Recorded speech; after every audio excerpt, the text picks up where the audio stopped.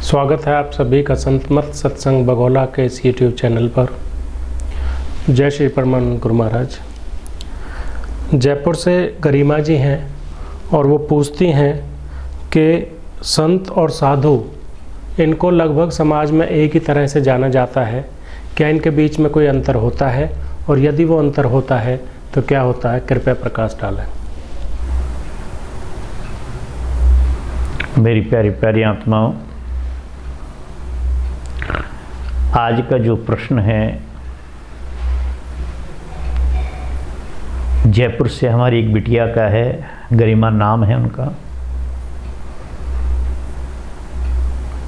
कि साधु और संतों में क्या फर्क होता है, साधु क्या होता है और संत क्या होता है।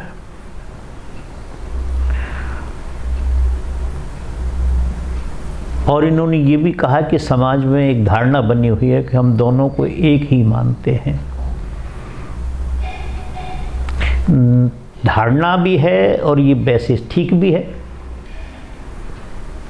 सही मायने में डिपार्टमेंट तो एक ही है, कोई ऐसी बात नहीं है, दोनों एक ही काम करते हैं, मगर थोड़ा सा अंतर है इसमें।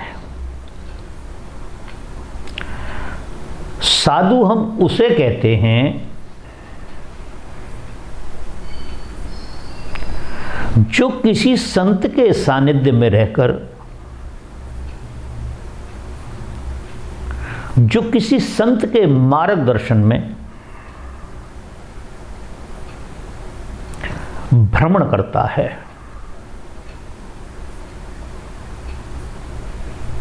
या फिर किसी संत की सानिध्य में रह करके, उनकी आज्ञा में रहकर वो बैठ करके साधना करता है और मन को एक जगह साधता है।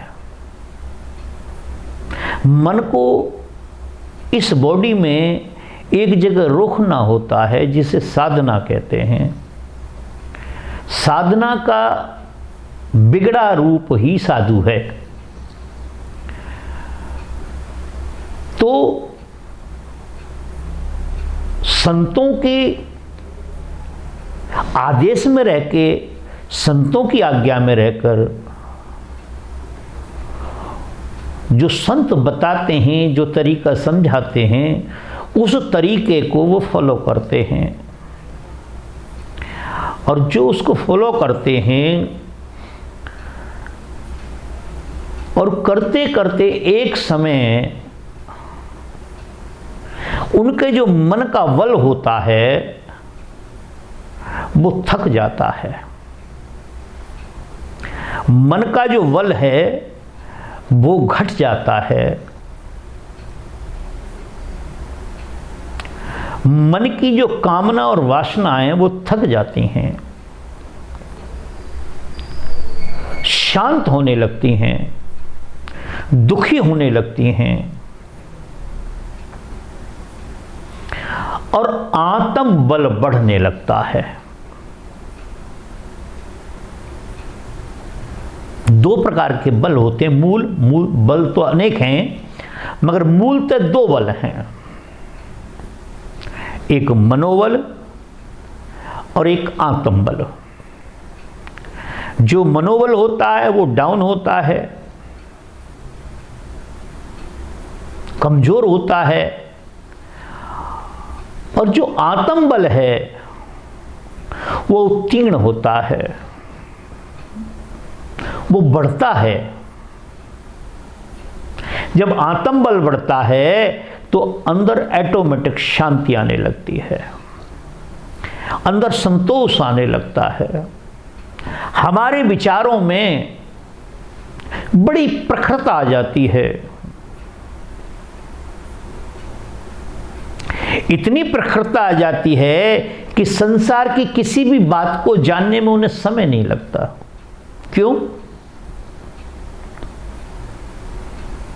कि वो किसी सानिध्य में बैठकर, किसी संत की आज्ञा अनुसार उसने अपने मन को एक जगह रोकने का अभ्यास किया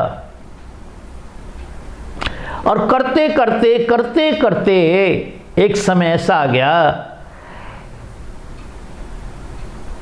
कि उसके मन ने यह मान लिया कि ये संसार कुछ नहीं है, जो कुछ है वह संसार वाले में है। तो उसकी कामनाएं, वासनाएं, उसके मन की जो दौड़ है वो शांत होने लगती है, मनोबल गिरने लगता है, आत्मबल बढ़ने लगता है। और जब मनुष्य का आत्मबल बढ़ जाता है,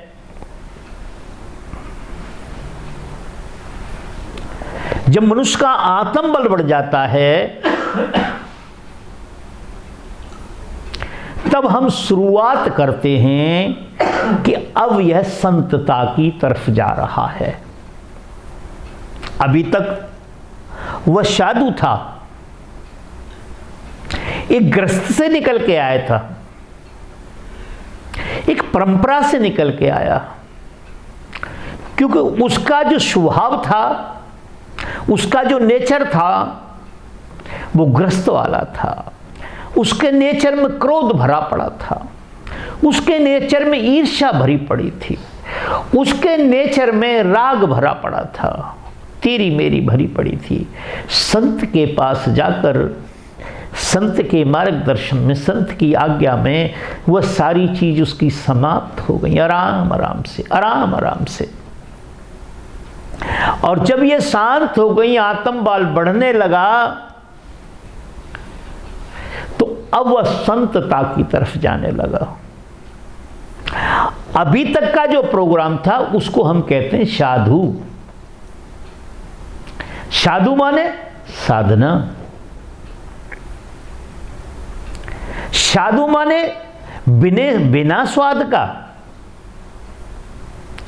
साधु माने इच्छा रहित, साधु माने बंधन। गुरु महाराज का बंधन है, क्या करना है, क्या नहीं करना, क्या खाना है, क्या नहीं खाना, क्या पीना, क्या नहीं पीना। अब वह उस चीज से ऊपर उठा तो संतों ने उसे साधुता का मंत्र दे दिया, संतता का मंत्र दे दिया, और उसमें वह पारंगत हो जाता है एक समय, जिसे हम परमेश्वर कहते हैं, जिसे हम परमपिता कहते हैं, जिसे हम खुदा कहते हैं, जिसे हम वाहिगुरु कहते हैं, जिसे हम राम कहते हैं, जिसे ओम कहते हैं, अल्लाह कहते हैं। ये नाम सब हमारे रखे हुए हैं, वो अनामी हैं।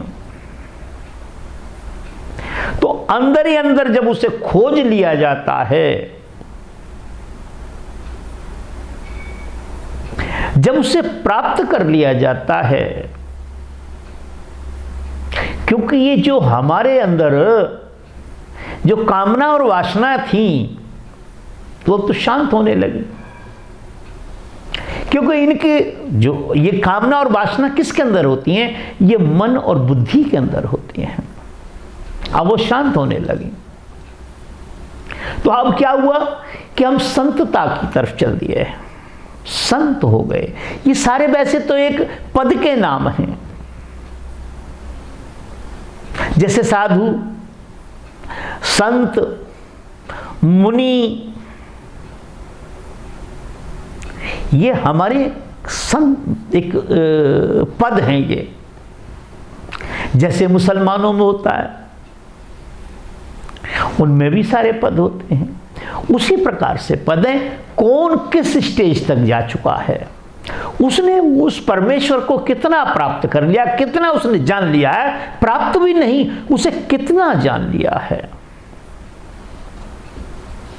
तो संत क्या करता है, अंदर ही अंदर बैठे बैठे बैठे बैठे उन लोगों की यात्रा करता है, वो जिन लोगों की यात्रा के लिए संसार का कोई साधन नहीं बना है, कोई भी साधन नहीं बना है। और एक समय ऐसा हो जाता है कि संत शांति को प्राप्त हो जाता है। जो साधु था, जो उसकी ग्रस्त की आदतें वो समाप्त की साधु संतों ने, संतों के सानिध्य में बैठ करके उसने साधना की, मन को एक जगह रोका, मन को एक जगह लगाया, अपनी इच्छा से कुछ नहीं किया उसने, गुरुओं की इच्छा पर छोड़ दिया सब कुछ, जो करेंगे वो करेंगे। जब उसने उस पे विजय प्राप्त कर ली, जब कामना वासनाएं शांत होने लगी, मन शांत होने लगा, मनोबल गिरने लगा, आत्मबल बढ़ने लगा, तो संतों ने क्या किया, उसे संतता का भाव करा दिया, उसे संतता का ज्ञान करा दिया। और उसने फिर बैठकर साधना की, और जब बैठकर के साधना की उसने, तो शांत हो गया वो।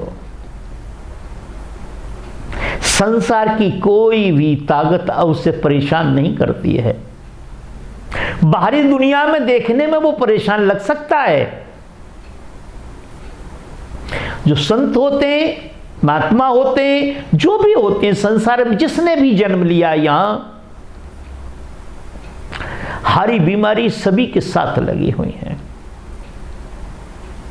6 काम सभी के साथ लगे हुए हैं।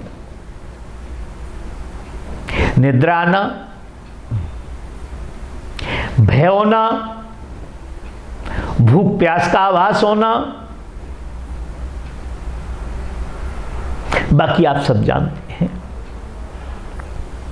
तो ये बात संतों को भी होती है, ऐसा नहीं कि संतों को नहीं होती है या साधुओं को नहीं होती हैं, साधुओं को भी होती है, संतों को भी होती है, सभी को होती है, मगर वो शरीर को होती है, संतों को नहीं होती है। अब उसने ये भी जानना चालू कर दिया कि मैं शरीर नहीं हूं, मैं एक आत्मा हूं,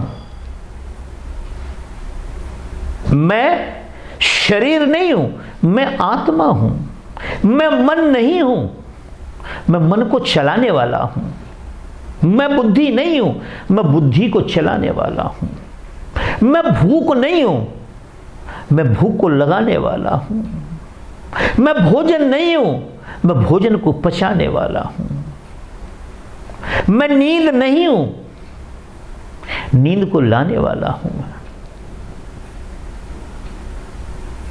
मेरे जीवन में जीवन और मृत्यु का कोई महत्व नहीं होता है।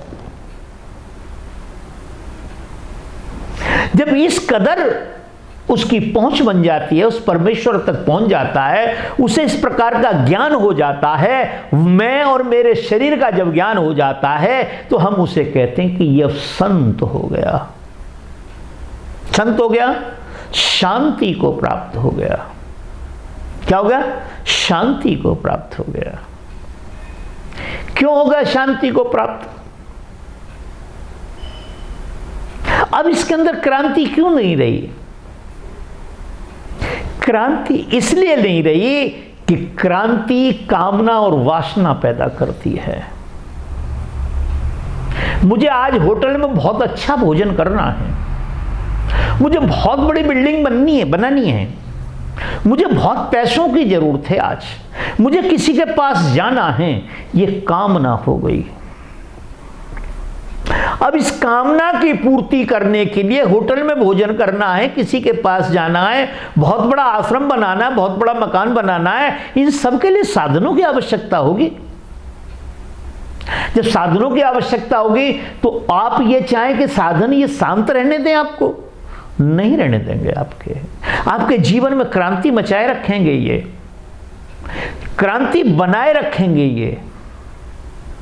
और जब उसने ये जान लिया कि मुझे ये काम कुछ नहीं करना है, ये सब काम मेरे शरीर के हैं, मेरा कोई काम नहीं है, तो क्या कोई कामना उसके अंदर है? क्या कोई वासना उसके अंदर है?